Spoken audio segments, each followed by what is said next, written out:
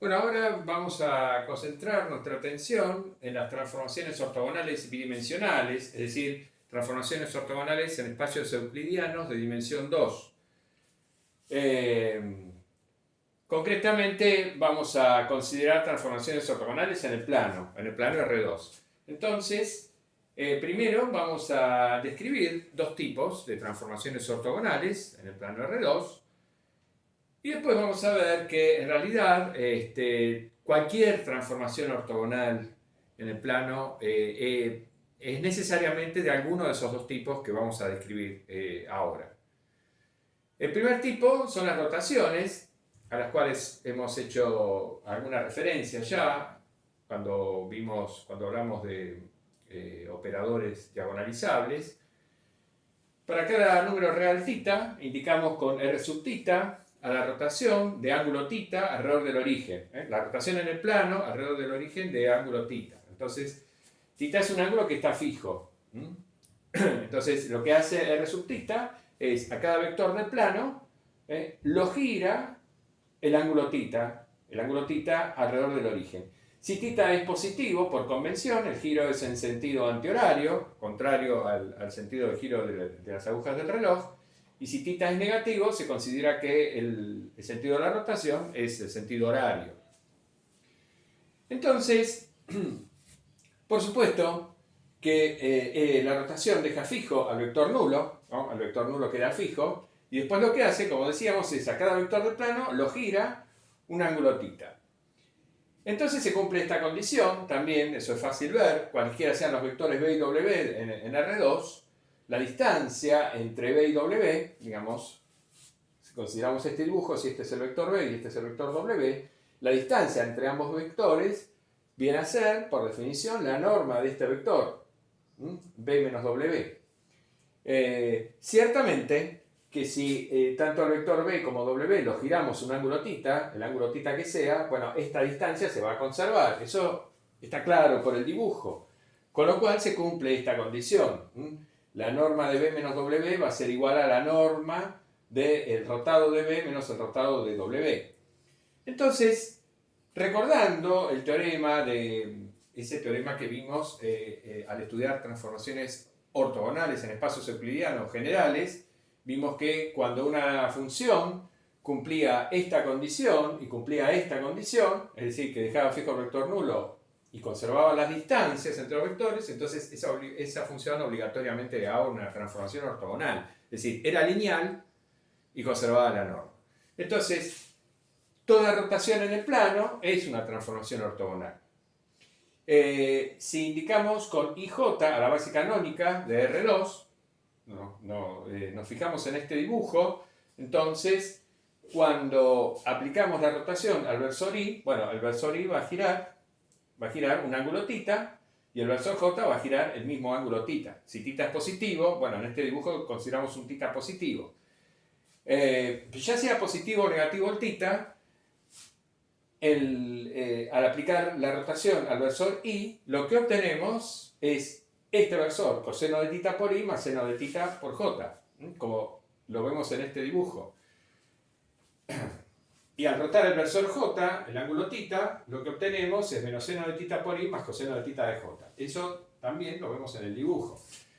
Estos dos vectores, por supuesto, los dos rotados, siguen teniendo norma 1 y siguen siendo ortogonales, como eran originalmente los versores de la base canónica. De hecho, lo que estamos haciendo es rotar la base canónica un ángulo θ.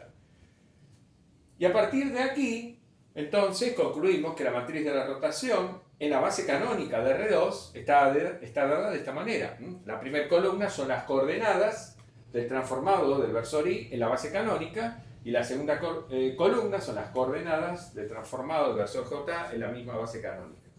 Entonces, esta es la matriz de toda rotación de ángulo θ en el plano, alrededor del origen. Esta matriz es una matriz ortogonal, eso lo vemos enseguida, porque las columnas tienen norma 1 y son perpendiculares, como ya observamos también en el dibujo. Y el determinante de esta matriz ortogonal vale 1. Coseno por coseno, me queda coseno cuadrado de θ, menos seno por seno, nos va a quedar coseno cuadrado más seno cuadrado de θ, es decir, el determinante es 1. Entonces, es una matriz ortogonal con determinante 1, por lo tanto está en SO2, en el grupo ortogonal especial de orden 2. El determinante de la rotación entonces vale 1. Recordemos que el determinante de cualquier operador lineal que actúa en un espacio de dimensión finita se define como el determinante de la matriz de ese operador en cualquier base. De modo que toda rotación en el plano es una transformación ortogonal con determinante igual a 1. De esta matriz obtenemos la expresión explícita en coordenadas cartesianas de la rotación de ángulo θ. Esta fórmula me indica cómo transforma en la rotación de ángulo θ cada vector xy del plano R2, lo transforma en este vector.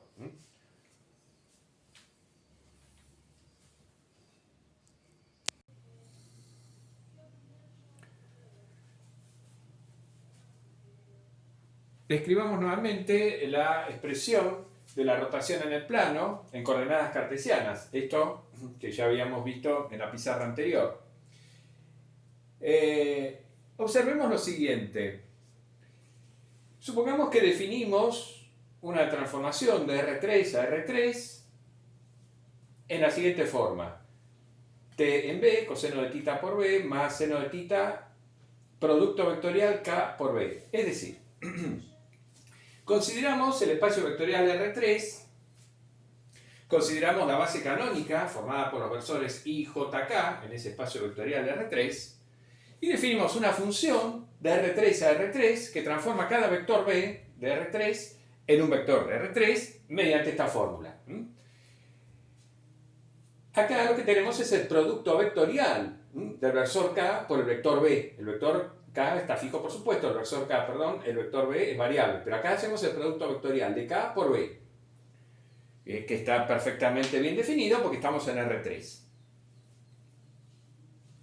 Bueno, esta transformación es lineal, y eso es un ejercicio fácil de verificar. El transformado de B más W es igual al transformado de B más el transformado de W, y el transformado de un escalar por B es el escalar por el transformado de B. Bueno, eso último es inmediato, ¿no? Si ponemos el alfa que multiplicando a B acá y el alfa multiplicando a B acá, sale afuera en ambos términos, por lo tanto sale como factor común. Bueno, pero lo de que el transformado de la suma de los transformados, también eso se ve enseguida, es inmediato. Recordemos que el producto vectorial se comporta bilinealmente, es decir, es lineal respecto de cada uno de los dos vectores, factores dentro del producto vectorial. Entonces, T es una transformación lineal. La novedad, quizás, es que esta transformación lineal de R3 a R3, este operador lineal, está definido vectorialmente. Esto es lo que se llama una expresión vectorial, porque no es una expresión en coordenadas. Está expresado vectorialmente la definición del operador T. Además, fijémonos cómo transforma T a los versores I y J de la base canónica. Entonces, ¿cómo transforma T al versor I? Si el vector B es el versor I, ¿qué es lo que nos queda? Bueno, nos queda coseno de θ por I, más seno de θ, y acá tenemos que hacer el producto vectorial del versor K por el versor I. Pero el producto vectorial del versor K por el versor I es el versor J, con lo cual lo que nos queda es que el transformado de I es coseno de θ por I más seno de θ por J. ¿Y cómo transforma T al versor J? Bueno, el transformado de J va a ser coseno de θ por J, que lo ponemos acá, y luego seno de θ por el producto vectorial de K vectorial J. Pero el producto vectorial de K por J es menos el versor I. Entonces, lo ponemos en primer lugar, nos va a quedar menos seno de θ por el versor I, más coseno de θ por J, como ya habíamos dicho. Entonces, así transforma T a los versores I y J. Esta aplicación transforma de esta forma a los versores I y J. ¿Qué nos dice eso? Nos dice dos cosas. En primer lugar, nos dice que si el vector B pertenece al plano XY, es decir, si el vector B es combinación lineal de I y J, entonces el transformado del vector B también va a estar en el plano XY, porque T transforma al versor Y en un vector, en un versor del plano XY, y T transforma al versor J en un vector, en un versor del plano, también del plano XY. Por lo tanto, el plano XY es lo que se denomina un subespacio invariante por T. T transforma todo vector del plano XY en un vector del plano XY. Pero además, estas dos expresiones lo que me están diciendo es que en realidad T es si restringimos a la aplicación, al operador T, lo restringimos a plano XY, T coincide con la rotación de ángulo θ alrededor del origen en el plano XY. Porque justamente, digamos, esta transformación y esta transformación me están indicando que los valores que toma esta transformación T sobre los versores Y y J son exactamente los mismos valores que toma la rotación en el plano de ángulo θ sobre esos mismos versores. Entonces ocurre lo que está escrito acá. La transformación T coincide con la rotación en el plano XY de ángulo θ cuando restrinjo T a ese plano. De modo que podemos concluir lo siguiente. Esta expresión que tenemos acá es la expresión vectorial de la rotación en el plano de ángulo θ. Lo que estamos haciendo es ver al plano R2, lo estamos viendo como el plano XY dentro del espacio R3. Estamos sumergiendo al plano R2 en el espacio tridimensional. Entonces identificamos al plano R2, al plano XY, lo identificamos justamente con el plano XY dentro de R3, es decir, con el plano Z igual a 0, si ustedes quieren. Y al hacer eso, entonces, podemos expresar vectorialmente a la rotación en el plano XY de ángulo θ alrededor del origen. Para obtener esa expresión vectorial nos vemos obligados a salirnos del plano. Tenemos que considerar el versor K ortogonal al plano. Pero digamos, esta idea nos permite darnos cuenta que tomando cualquier plano en el espacio, si consideramos un versor ortogonal a ese plano, con ese versor ortogonal a ese plano podemos expresar la rotación en el plano de ángulo θ en forma vectorial.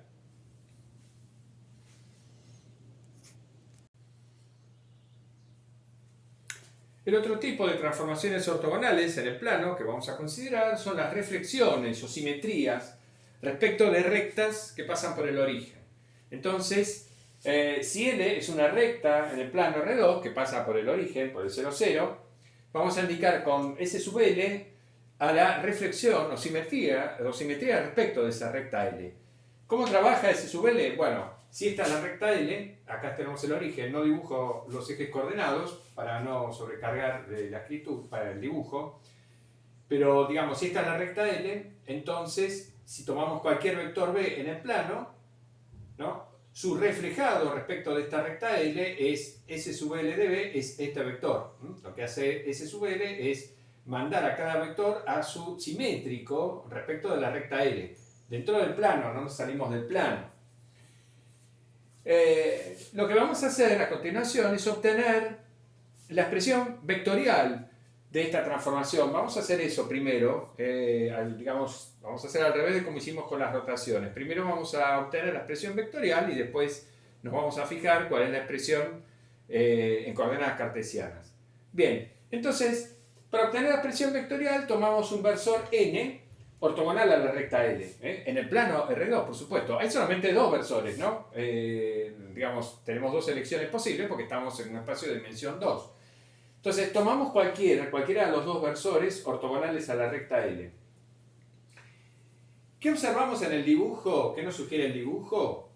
Que el transformado de B, S sub L de B, este vector, es igual al vector B menos un vector que es paralelo a n. Entonces, S sub L de B es B menos un cierto escalar lambda por n. Este escalar lambda va a depender del vector B, por supuesto, no está fijo, ¿no es cierto? Este escalar lambda va a depender de B. Lo tenemos que encontrar cómo depende el lambda del vector B. Para encontrarlo, usamos la otra condición que el dibujo nos muestra claramente que se cumple, y es el hecho de que la simetría conserva la longitud de los vectores, es decir, conserva la norma de los vectores. claramente este vector y este tienen la misma longitud. Entonces, la norma de S sub L de B elevada al cuadrado tiene que ser igual a la norma de B elevada al cuadrado. Cuando tomamos acá la norma y elevamos al cuadrado, lo que obtenemos es la norma de B al cuadrado menos 2 veces el producto interno de este vector por este, que es lo que estamos escribiendo acá, más la norma de este vector elevada al cuadrado, pero como n es un versor, tiene norma 1, por lo tanto nos queda lambda cuadrado simplemente. Entonces, esto que tenemos acá es el cuadrado de esta norma. Eso tiene que ser igual al cuadrado de la norma de B. Bueno, estos dos términos se cancelan y entonces, menos 2 veces lambda por este producto interno más lambda cuadrado, eso me tiene que dar 0. Eso significa que o bien lambda es 0 o lambda es igual al doble del producto interno de n por b. Bueno, lambda igual a 0 me estaría indicando que la transformación SL sería la identidad, lo cual evidentemente no es el caso. Tenemos que encontrar un lambda que sirva para todo vector b. Lambda igual a 0 es correcto si el vector b es paralelo a la recta L porque queda fijo, pero si tomamos un vector que no es paralelo a la recta L, claramente no puede quedar fijo.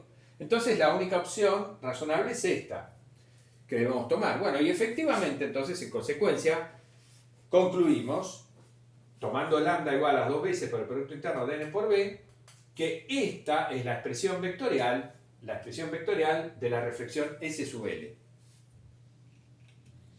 Cuando vemos esta expresión vectorial, comprobamos que, como tiene que ser, S sub L es lineal, porque esto se comporta linealmente. Es fácil ver que esto define un operador lineal en R2.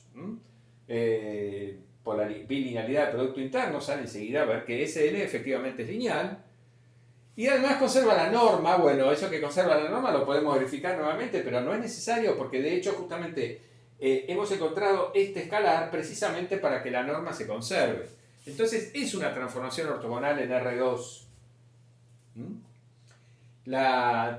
Toda reflexión respecto de una recta es una transformación ortogonal en R2.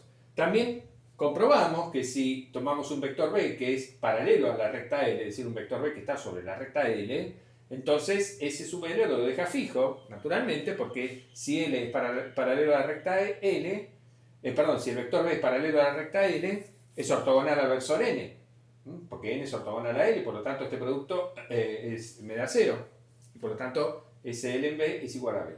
Y si b es perpendicular a n, entonces es paralelo al versor n. Y entonces se comprueba inmediatamente que esto es igual a b. Por lo tanto me queda que SL en b es b menos 2 veces b, es decir, es menos b. Como tiene que ocurrir, digamos, si el vector b es perpendicular a la recta L, su reflejado es su opuesto.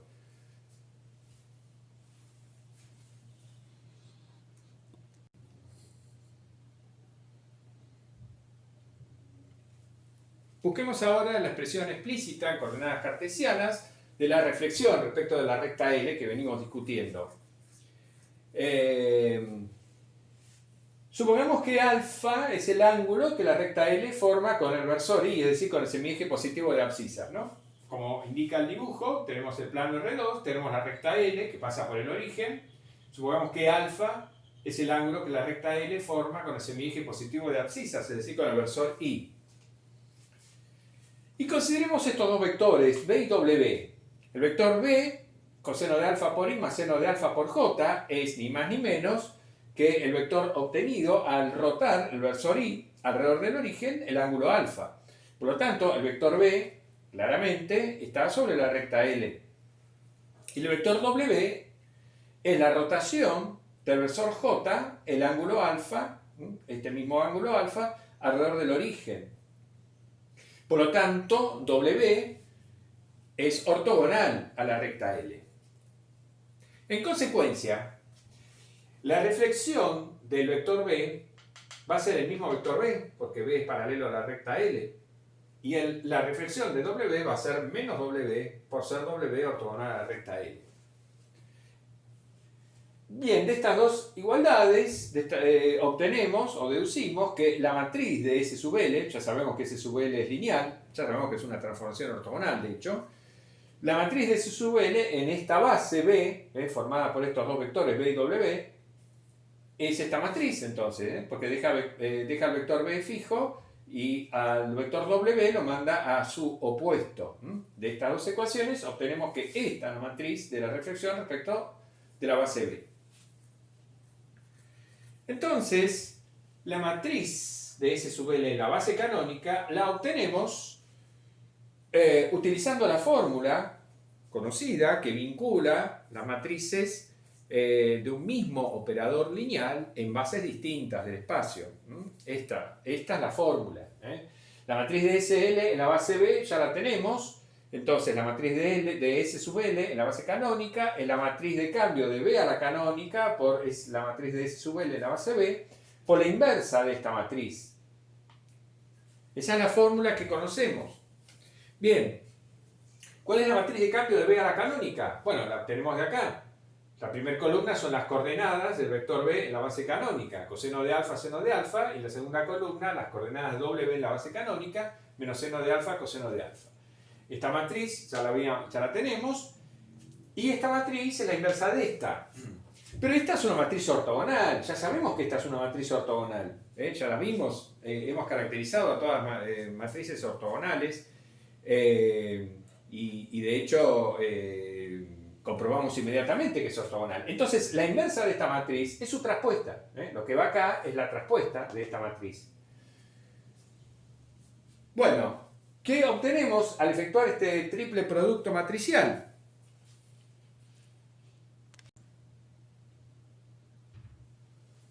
Bueno, al efectuar el triple producto matricial que teníamos en la pizarra anterior, obtenemos esta matriz. Es fácil ver que efectivamente esa es la matriz producto. Entonces, la matriz de la reflexión respecto de la recta L en la base canónica es esta matriz. Esto confirma nuevamente que SL es una transformación ortogonal, porque al ser su matriz en la base canónica una matriz ortogonal, claramente esta es una matriz ortogonal 2 por 2, entonces concluimos que SL es una transformación ortogonal como ya sabíamos. Lo que estamos viendo ahora, que hasta ahora no lo sabíamos, es que el determinante de SL, que es el determinante de cualquier matriz de SL en cualquier base, en particular, el determinante de SL es el determinante de esta matriz, pero el determinante de esta matriz es menos 1. Es una matriz ortogonal con determinante menos 1. Esto lo que nos está diciendo es que realmente las reflexiones y las rotaciones son transformaciones ortogonales en el plano, ambas, pero son de un tipo diferente.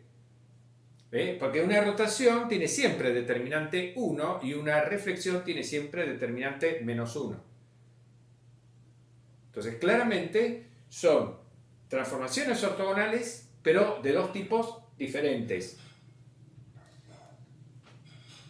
Lo que vamos a ver ahora, no ahora, sino en el próximo video, es que toda transformación ortogonal en el plano es obligatoriamente de uno de esos dos tipos. Concretamente, si una transformación ortogonal en el plano tiene determinante 1, entonces seguro es una rotación alrededor del origen. Y si tiene determinante menos 1, entonces seguro es la reflexión respecto de alguna recta que pasa por el origen.